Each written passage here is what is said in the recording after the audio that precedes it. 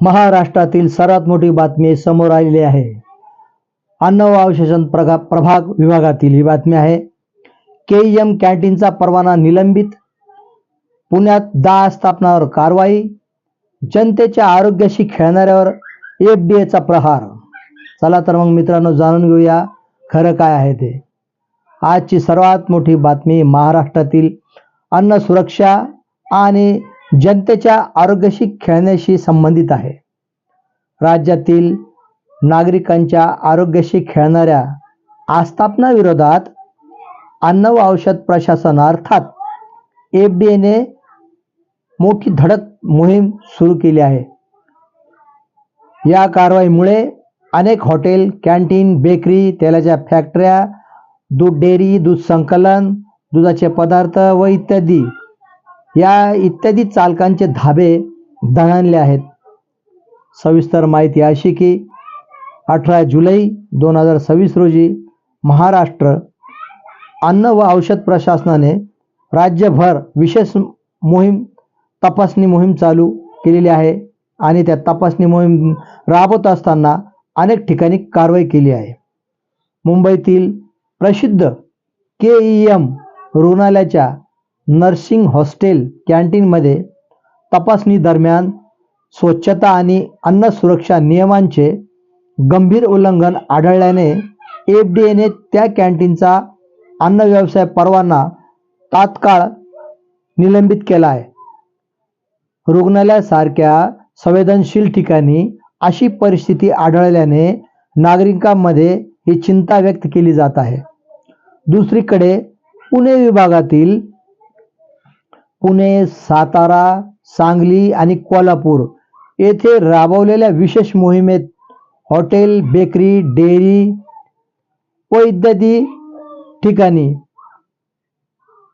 Canteen अशा 10 आस्थापनांचे परवाने निलंबित करण्यात आले आहे. अन्न सुरक्षा मानकांचे उल्लंघन, अस्वच्छता परिसर आणि गंभीर त्रुटी आढळल्याने ही कारवाई करण्यात आली असल्याची माहिती प्रशासनाने दिली आहे. तर दरम्यान एका वेगळ्या प्रकरणात मुंबई उच्च न्यायालयाने एफडीएच्या कारवाईच्या पद्धतीवर महत्त्वपूर्ण निरीक्षण नोंदवले आहे. ते निरीक्षण असे की न्यायालयाने स्पष्ट केले की प्रशासनाला कारवाई करण्याचा अधिकार आहे, मात्र कोणत्याही आस्थापनांचा परवाना रद्द करण्यापूर्वी संबंधितांना आपली बाजू मांडण्याची आणि आवश्यक ती मुदत देण्याची प्रक्रिया पाळली गेली पाहिजे. याचबरोबर एफडीएने नागरिकांच्या सहभागासाठी AI आधारित तक्रार निवारण प्रणाली सुरू केली आहे.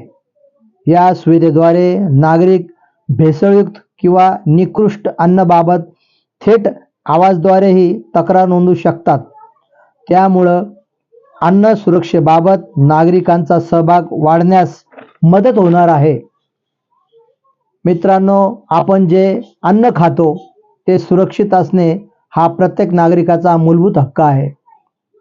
त्यामुळं अन्न विक्री करणाऱ्या प्रत्येक आस्थापनाने स्वच्छता आणि अन्न सुरक्षा नियमांचे काटेकोर पालन करणे आवश्यक आहे. प्रशासनाने ही कारवाई बरोबर न्याय प्रक्रिया पाळणे तितकेच महत्त्वाचे आहे. या संपूर्ण प्रकरणाकडे आता पोलीस डायरी न्यूज लक्ष ठेवून आहे.